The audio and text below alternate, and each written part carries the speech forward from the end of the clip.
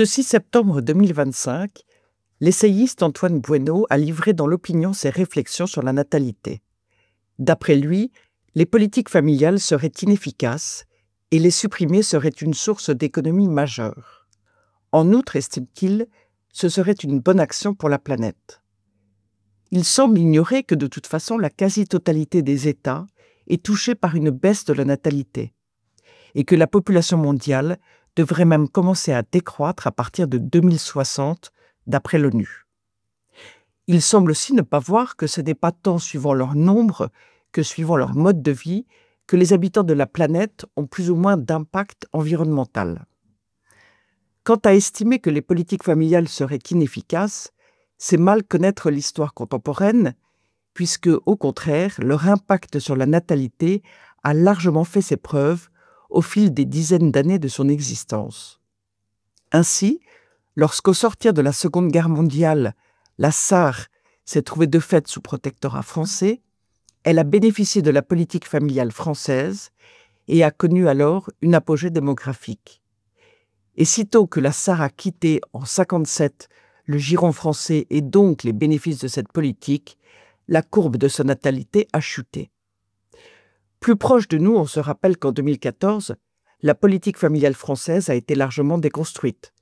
Résultat, la baisse du taux de natalité s'est nettement accentuée dès l'année suivante. Alors on ne cesse de citer le cas de la Hongrie, qui semble bien arranger une certaine idéologie individualiste qui tend à être anti-famille. La Hongrie, en effet, investit depuis quelques années dans une politique familiale ambitieuse, mais son taux de natalité reste faible. Pourtant, s'en tenir à cela, c'est omettre de voir que la courbe de la natalité de la Hongrie a bien été inversée. De toute façon, en la matière, il faut au moins 10 ans pour tirer des conclusions valables. D'autre part, affirmer que l'abandon des politiques natalistes permettrait des économies considérables, c'est omettre ou ignorer que soutenir la famille n'est pas une dépense à fond perdu.